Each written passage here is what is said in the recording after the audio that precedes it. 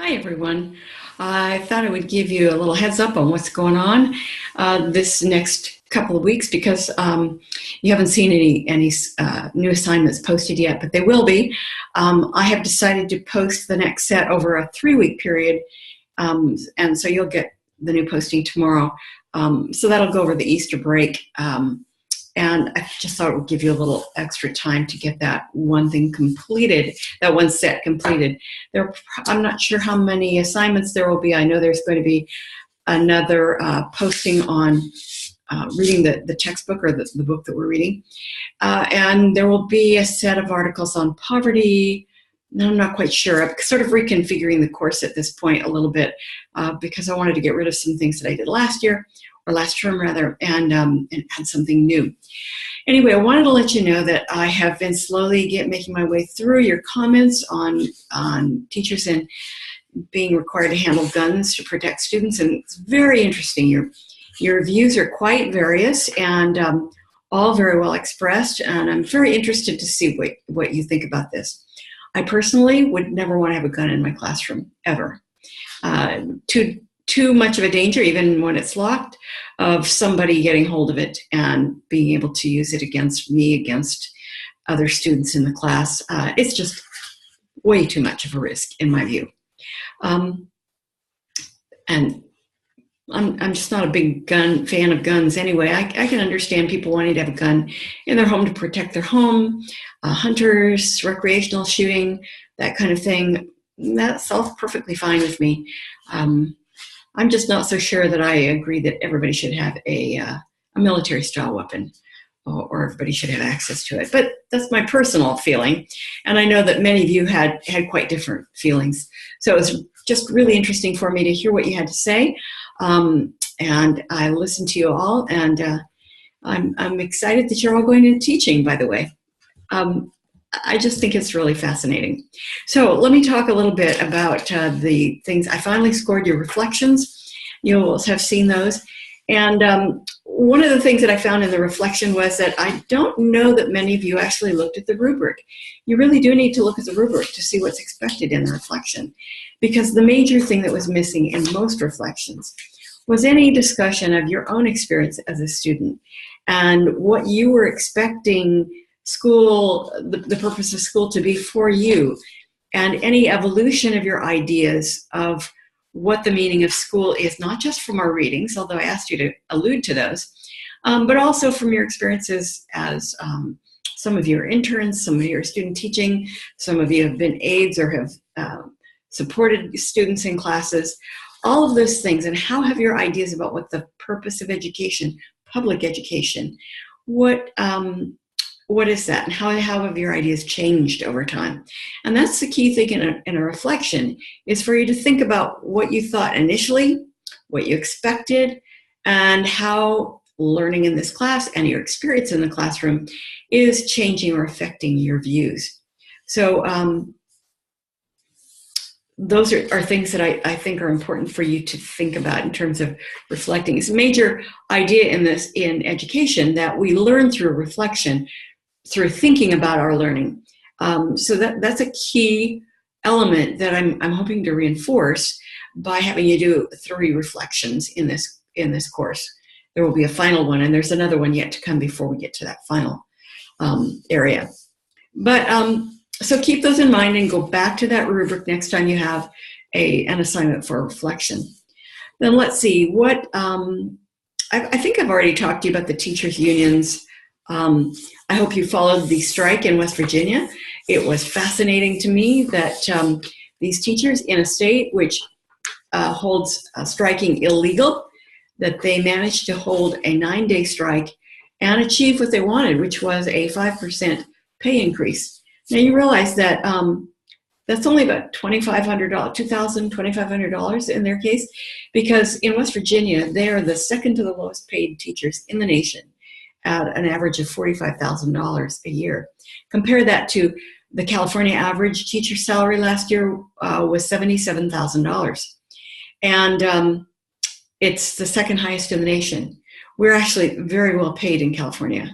And when you think that we do a job, and we're actually 10-month employees for the most part. We were paid for 10 months. So in some districts, they stretch that payment by withholding part of your salary and then paying you over the 2 months of the summer. So it looks like you're a 12-month employee, but you're not. You're actually a 10-month employee. So anyway, it's just a testament to the power of what the union can achieve. You know, when I first started teaching, which was in the 70s, a long time ago for most of you,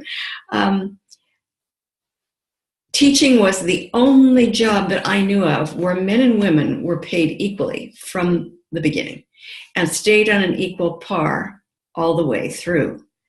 That's really saying something, and that is a testament to the power of unions, because the unions are what set that in place.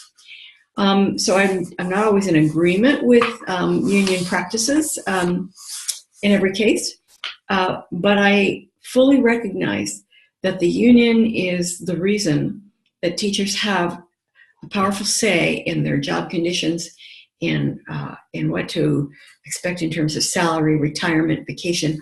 All of these kinds of things are negotiated by the union. If you had to negotiate these things individually for yourself, you probably wouldn't have any of them as you're going into teaching. So keep that in mind when you resent the fact that you're expected to pay into the union dues as a new teacher. Okay, let's see. What else did I want to talk to you about? The social, current social issues, that whole set of articles. I hope you are realizing that when I give you these sets of articles, that every time you're reading them, you're thinking about these things in terms of the kinds of pressures they put on schools. Because that's the whole purpose of this class, is to think about how the things that are happening in society all around public education, how they have an impact on what happens in schools. There are many, many kinds of issues. Right down here in Fresno, we probably don't have much of an issue with Native American students, but up in the foothills, there's quite a demographic of those students who have very specific cultural needs and learning needs, and we have to understand and know what those issues are. The whole LGBT, transgender, that I hope you got some insights into that through this. Those have been very current and really have had an impact. For example, in a very conservative district like Clovis, where there was huge turmoil over the whole bathroom issue, which seems to have died down now because schools realistically can provide solutions to these issues without them becoming these huge emotional trials that sometimes we go through. One area that not a lot of people spent a lot of time on was the climate change issue. And I think the articles pretty much, we're talking about the whole issue of teaching climate change, whether it's a man-made phenomenon or it's just a natural occurrence. But really, you have to start thinking of climate change and how it impacts schools themselves. So for example, the most recent hurricane in Texas, in Houston, students were displaced and schools were closed for quite a long time, and kids moved to outlying areas. All of a sudden there was an influx of kids into other school districts. And in Puerto Rico, many kids were sent to Florida. So suddenly there was an influx of Puerto Rican kids who are Spanish speaking into the school system. And not only that, hundreds of teachers who were displaced in terms of not having a job in Puerto Rico anymore, they came to Florida and they were able to get some special certification, and districts did what they could to hire them. But again, a whole influx of people who desperately needing jobs and needing a place in society. And so watch for these kinds of things. You know, the same thing happened with Katrina over 10 years ago at that horrible hurricane in Louisiana. By the thousands, students left the area and predominantly went into Texas. Teachers lost jobs. And you're going to read more about what happened in that situation because the vast majority of the school system became a charter school system as a result of that hurricane. Very interesting. So start to think about things like that and what climate change would mean for schools, for example, other than just the fact of whether or not we teach that.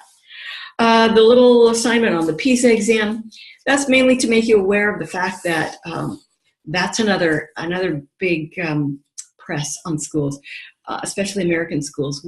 For years and years, we've been accused of not educating our kids to the fullest potential, of not being able to educate kids to compete on the global platform with the graduates of schools of international kids.